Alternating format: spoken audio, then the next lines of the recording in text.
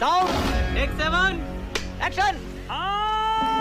2014 के बाद आप देखिए कि ये इस तरह का जो मनी फ्लो का जो पूरा मामला रहा है 2014 के चुनाव के बाद, और पूरी तरह से एडवर्टीजमेंट बेस्ड सरकार जब चली गई, तो दूसरी सरकारों को भी मोदी जी ने ऐसा रास्ता दिखाया कि आप एडवर्टीजमेंट नहीं करेंगे, खर्चा नहीं करेंगे तो मैं आगे निकल जाऊंगा। तो कहीं ना कहीं एक वो कंपटीशन हो गया।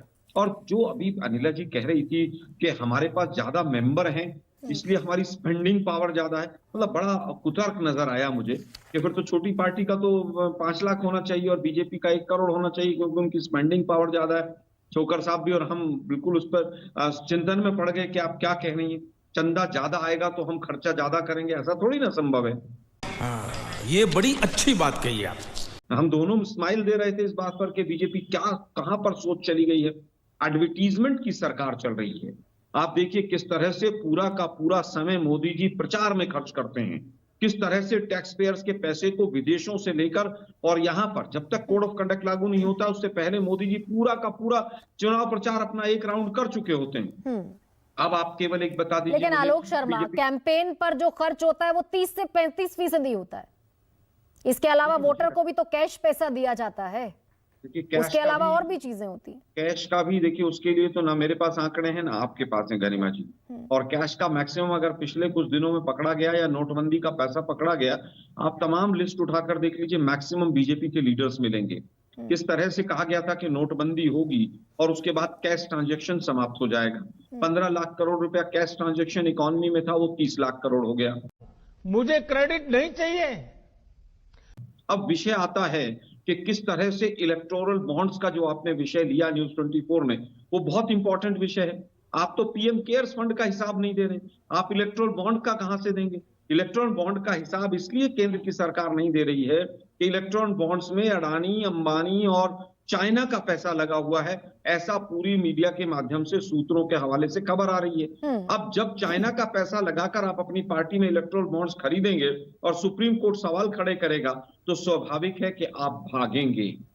केंद्र सरकार की तरफ से इलेक्टोरल रिफॉर्म्स के नाम पर जगदीप छोकर साहब यहां पर बैठे हैं, एक भी इलेक्टोरल रिफॉर्म्स अगर ये सरकार बिल लेकर आई हो संसद में तो बीजेपी की सरकार बताए।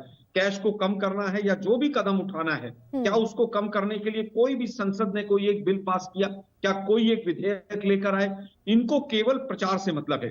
आज मैं यहाँ राजस्थान में बैठा हुआ हूँ, किस तरह से राजस्थान में पूरा राजस्थान, जयपुर मोदी जी के होर्डिंग और पोस्टर से पटा हुआ है। पता नहीं कहां से इनके पास इतना पैसा आता है। इस वीडियो के सामने आने के बाद सवाल तो बनता ही है। लेकिन दुर्भाग्य ये है कि इलेक्शन कमीशन को हमने 52 शिकायतें कर्नाटक के चुनाव में दी, तमाम तरह की शिकायतें थी, ना किसी एक शिकायत को डिनाई किया उन्होंने, ना किसी के ऊपर एक्शन लिया। मोदी साहब ने तो इलेक्शन कमीशन को पूरी तरह से कठपुतली बना दिया। एक अधिकारी 24 घंटे में रिजाइन करके और सुप्रीम कोर्ट सवाल खड़े करता कि भाई ऐसी क्या आपत्ति कि ऐसे इलेक्शन कमिश्नर आप अपॉइंट कर रहे हैं।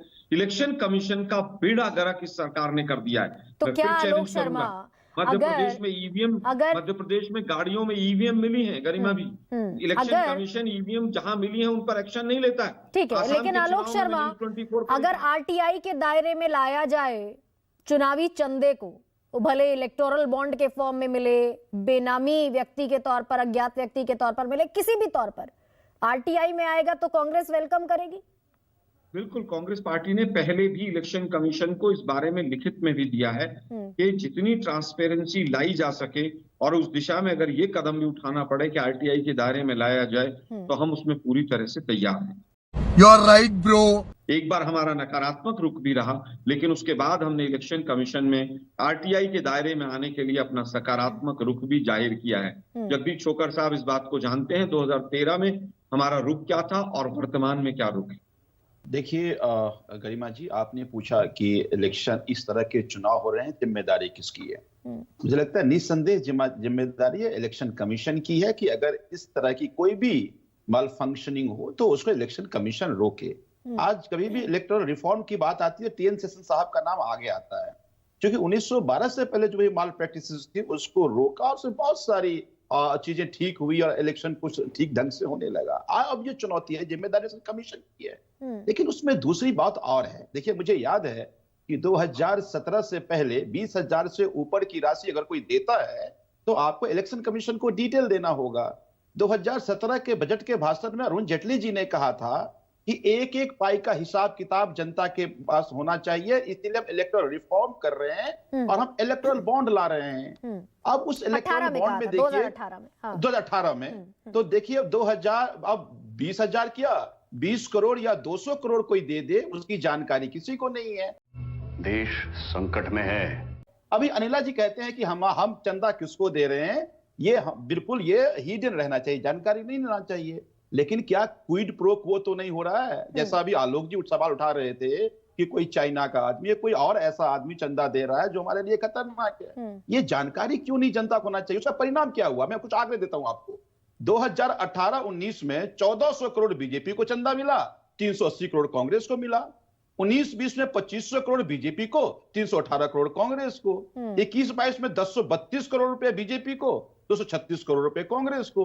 5 साल ये अपनी एनुअल ऑडिट रिपोर्ट जो पार्टियां दे रही हैं उसमें ये कह रही है लगभग 9,208 करोड़ का बॉन्ड 5 साल में आए, जिसका 70-75% केवल भारतीय जनता पार्टी को मिला है।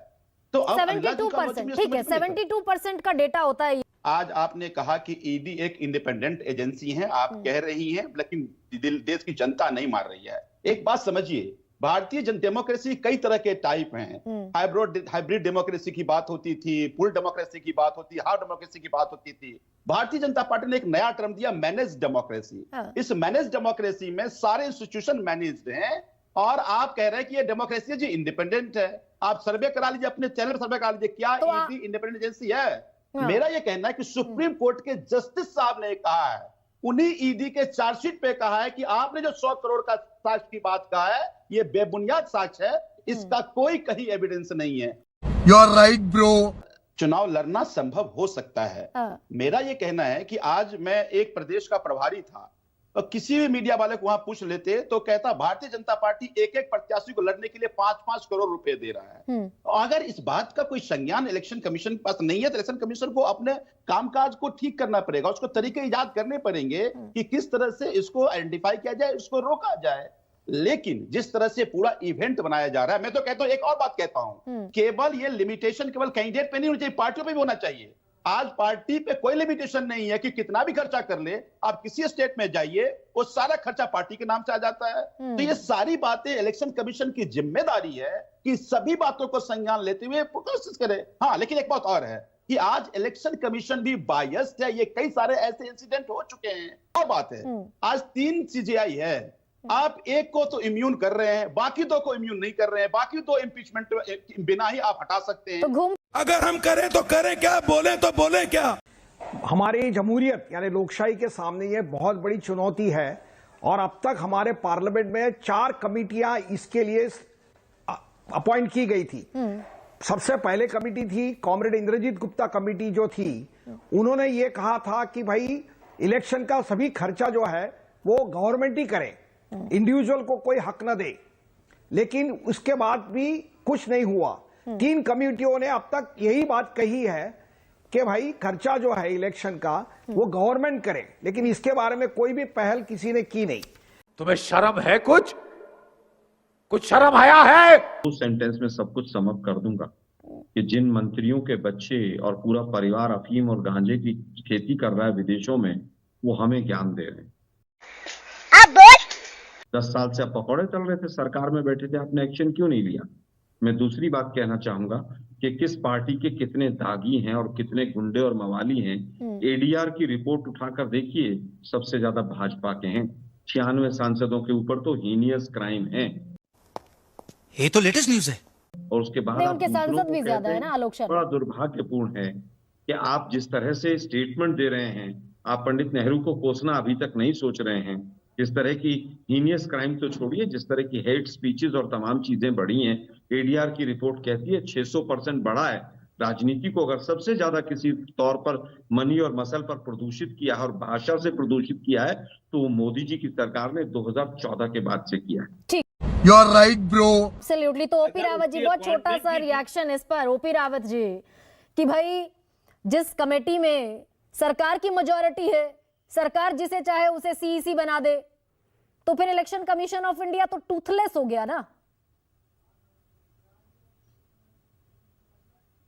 देखिए, जो छोकर साहब ने कहा है वो बिल्कुल सही कहा है। उसमें सुप्रीम कोर्ट ने फैसला जो दिया था उसके अनुसार कानून बनना चाहिए। लेकिन मैं अंतिम बात ये कहूंगा कि राजाओं पर ही आश्रित रहने से हमारा देश कितने सदियों तक गुलाम रहा। इसलिए आम जनता को अपने ऊपर ये जिम्मेदारी लेनी होगी कि लोकतंत्र हमारा है और हमें इसकी रक्षा करनी है और इसके लिए हम सब कुछ करेंगे, तभी हम लोग सुरक्षित रहेंगे। चलिए, तो ये बड़ी अच्छी बात कही आप। खत्म, बाय बाय, टाटा, गुड बाय, गया।